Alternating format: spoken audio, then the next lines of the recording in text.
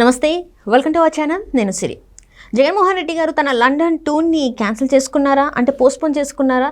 September 3న తన London వెళ్ళాల్సింది ఉంది. మరి ఇప్పుడు తను పోస్ట్పోన్ చేసుకున్నారా లేదా? ఎందుకంటే తను ఏదైతే ఈ ఫ్లడ్స్, ఏదైతే ఈ వరదల వల్ల జనాలు మధ్యలోనే, అంటే మళ్ళీ కూడా ప్రజల ప్రేమని పొందాలని చెప్పి చూస్తున్నట్టు తెలుస్తుంది. జనాల మధ్యలో ఉండాలనుకున్నట్టు మరి తెలుస్తుంది. మరి నిజంగానే అలా అనుకొని తన ఏదైతే లండన్ టూర్ ఉందో దాన్ని పోస్ట్పోన్ చేసుకున్నారని అయితే కొన్ని వార్తలు వస్తున్నాయి. మరి ఇందులో ఎంతవరకు వాస్తవం ఉంది ఏంటి అనేది మనకు వివరించడానికి మనతో పాటు ఉన్నారు ప్రముఖ సీనియర్ జర్నలిస్ట్ జగదేవ్ గారు.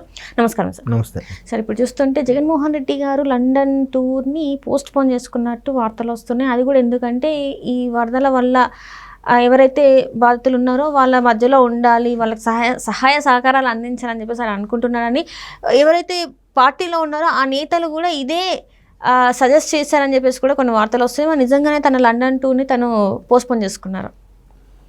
లండన్ టూర్ అంటే లండన్ వెళ్తారో లేదా విదేశ పర్యటన ఎక్కడో మనకు తెలియదు కానీ, బట్ ఆ పర్యటన ప్రస్తుత విపత్తుకాల పరిస్థితుల్లో వెళ్ళకుండా ఉండడమే మంచిది అనేది వైసీపీ నాయకుల కొందరి అభిప్రాయం.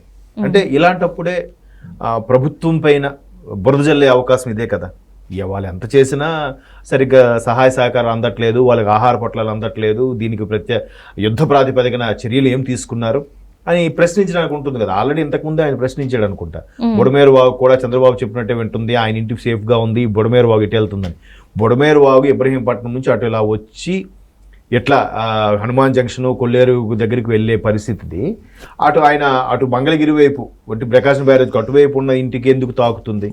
ఒకవేళ నిజంగా ఆయన అంటే ఇవన్నీ తెలుసో తెలియకో ఇస్తున్న స్టేట్మెంట్ల వల్ల మొత్తానికి ప్రజల్లో ఉంటున్నాడు, కనబడుతున్నాడు అనేది ఒక సంతృప్తి వాళ్ళ నాయకుల వరకు, వాళ్ళ కార్యకర్తల వరకు.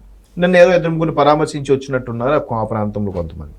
సో ఇది జరిగి ఆల్రెడీ ఆదివారము సోమవారం నుంచి జరుగుతున్న సిచ్యువేషన్ని డే టు డే వెళ్ళి ఒక్కొక్క రోజు ఒక్కొక్క దగ్గరికి వెళ్ళి పరామర్శించి, లేదా వాళ్ళకి ఎంత విరాళం ప్రకటించినట్టుకో లేదా వాళ్ళకి ఎంత సాయం అందించినట్టుకో చేస్తే బాగానే ఉండేది. లేదా మేము విరాళాలు సేకరిస్తున్నాం, మా పార్టీ తరఫున ఎంత సీఎం సహాయ నిధికి ఎంత ఇస్తున్నాం, లేదా మేమే వైసీపీ తరఫున వీళ్ళందరికీ ఆహార పొట్లాలు అందిస్తున్నామని ఏదో చెప్పడానికి ఉంటే ఉండొచ్చు. కానీ అది ఎక్కడ మనం చూడలేదు. కేవలం వాళ్ళకి వెళ్ళి పరామర్శించాము, వచ్చాము అన్నట్టుగా ఉంది. సో ఇవాళ మళ్ళీ ఆయన ఎక్కడైనా, ఇవాళ ఇన్ ద సెన్స్ 3వ తేదీ నైట్కి టేక్ ఆఫ్ అవుతారు ఏదో అన్నట్టుగా అన్నారు.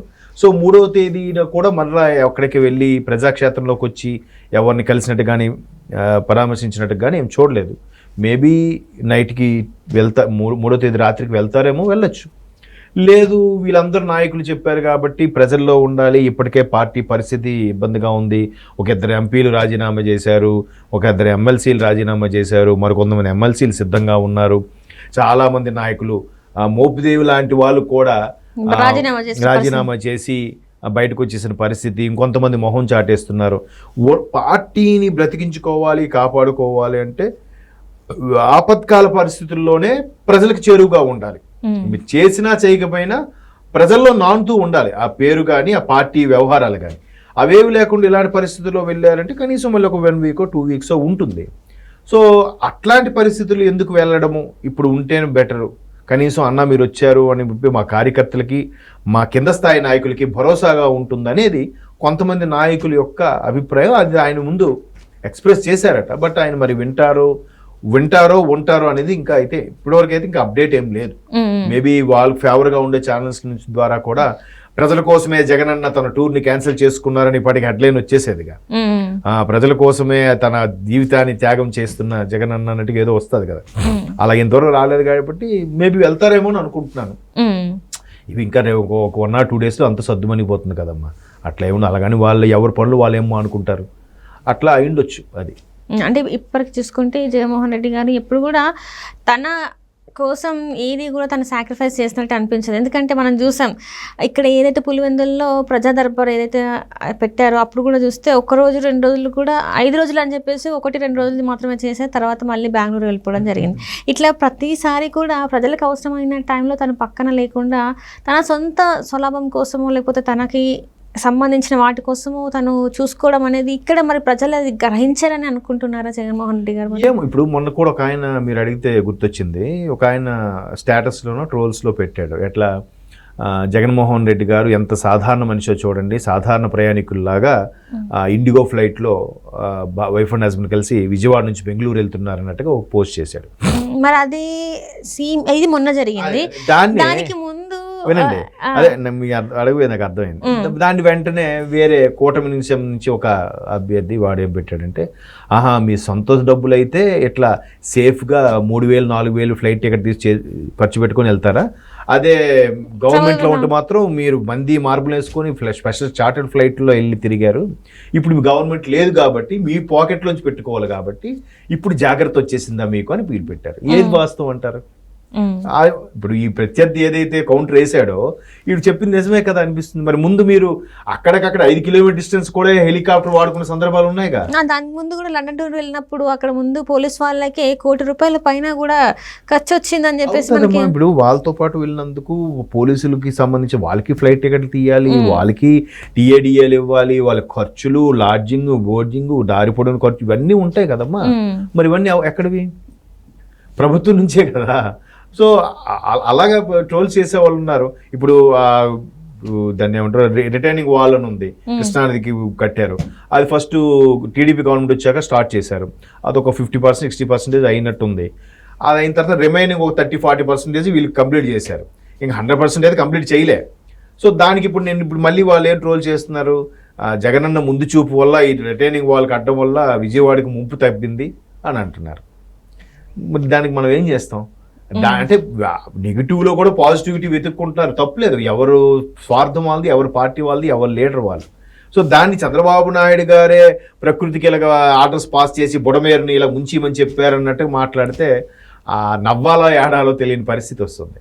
కాకపోతే ఇప్పుడు ఎవరు ఆయన హయాంలో చేసింది ఏంటంటే ప్రజలందరికీ సంక్షేమ పథకాలనే ఇచ్చాడు, మిగతా ఏది చేయలేదు. అంతకుముందు ఏదో వాగుకు సంబంధించి కూడా చిన్న ప్రాజెక్ట్ లా కడితే కడప దగ్గర ఏదో గుర్తులేదు నాకు సరిగ్గా, ఆయన రెబ్బన్ కడికి వెళ్ళేసరికి ఆ ముందు రోజు అక్కడ నుంచి నీరు వదిలేరంట.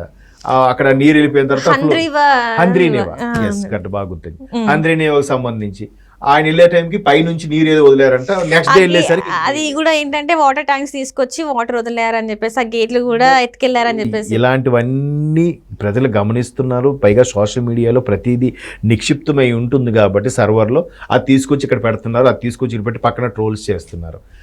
ఇంకా మాకు అలా ట్రోల్స్ చేసినా మాకు ప్రేమించే వాళ్ళు ఉన్నారు, మా ఛానల్ చూసే వాళ్ళు ఉన్నారని పచ్చి అబద్ధాలు చెప్తే ఎవరు చూస్తారు? ఇప్పుడు మొన్న అమ్మాయి విషయంలో కూడా ఆ అమ్మాయిని ఎంత ఇష్యూ అయిందని చెప్పి ఆ అమ్మాయి ఏమి అడగలే, ఎక్కడ సిఐడి వాళ్ళు ఎంక్వైరీ చేస్తే బయటకు వచ్చాక అప్పుడు ఆ అమ్మాయి ఓపెన్ అయింది, ఆ బాలీవుడ్ నటి. ఇప్పుడు ఆ అమ్మాయి మంచిది కాదని ట్రోల్స్ చేస్తున్నారు. ఇవన్నీ చూస్తారు, కాకపోతే అందరూ బయటకు వచ్చి ఓపెన్గా మాట్లాడరు. ఒక్కసారి ఓటుతో వాళ్ళ యొక్క టాలెంట్ చూపిస్తారు. మొన్న అదే చూపించారు. భయపడుతూనో మనకెందుకులో అనుకుని సైలెంట్ కూరుకున్నారు. వీళ్ళేమనుకున్నారు, సైలెంట్ కూరుకుంటే మనకు అంతా తిరుగులేదు, మనం సంక్షేమ పథకాలు తీసుకున్న వాళ్ళే గుద్దేస్తారు, మనం ఎలాగైనా గెలిచేస్తాం అనుకున్నారు. తీరా చూశాక ఇది పరిస్థితి. అరే ఇప్పటికీ ఎందుకంత ఓడిపోయాము అంటే ఏం చెప్తాం? ఎంత మెజారిటీ వస్తుందని ఎవరైనా ఊహించారా? ఈవెన్ కూటమి వాళ్ళు కూడా ఊహించలే. కానీ అందరూ అబ్జర్వ్ చేస్తున్నారు అనమాట, అందరూ గమనిస్తూనే ఉన్నారు. అమ్మ నాయనో ఇట్లా ఉందా పరిస్థితి, చాలా డేంజరు, పాము దూరిపోయిందని ఈవీఎం మిషన్లు బల్లగొట్టారని చెప్తారా? ఎట్లా అండి? ఒక వ్యక్తి ముందు ఒక ఇద్దరికి విడాకులు ఇచ్చేసి 3వ అమ్మాయిని పెళ్లి చేసుకుంటే 10 పెళ్ళిళ్ళు చేసుకుందని చెప్తారా? ఇక్కడ చూస్తే ఒక్కొక్కడికి 2 అఫైర్లు ఓపెన్గా దొరుకుతున్నారు. ఏంటి పెళ్ళాం పిల్లలు ఉంటుండగా ఎట్లా మరి? నోటికి ఏదొస్తుంది మాట్లాడారు. ఇవన్నీ అంటే మళ్ళీ అవన్నీ ఎందుకులేండి, వేస్ట్. అంటే చెప్తున్నాను, ఇట్లాంటివన్నీ కూడా ఎక్కడ నోరిప్పితే ఎవరి మీద కేసు పడుతుందో, ఎవరి మీద ఇష్యూ అవుతుందో అని భయపడి అందరూ అలా సైలెంట్ కూరుకున్నారు. ఒక్కసారిగా ఓటు ద్వారా చూపించారు. బట్ ఇప్పటికైనా రియలైజ్ అయ్యి పార్టీని కాపాడుకుని అయ్యో ఉంటే బెటర్, ఆయన వాయిదా తీసుకోకుండా అదే లండన్ వెళ్లకుండా ఉంటే కొంతవరకు బెటర్. తర్వాత ఇప్పుడు వాళ్ళు తలుచుకుంటే ఎంతసేపు అమ్మా, ఇప్పుడు వెళ్ళగలరు, లేదు నెక్స్ట్ వీక్ అయినా వెళ్ళగలరు, వాళ్ళకేం సమస్య. మళ్ళీ అయ్యో ఫ్లైట్ ఛార్జెస్ ఒక్కసారి ₹1,00,000 వేస్ట్ ఏమో అని భయపడాలి ఎంత? Yes, exactly.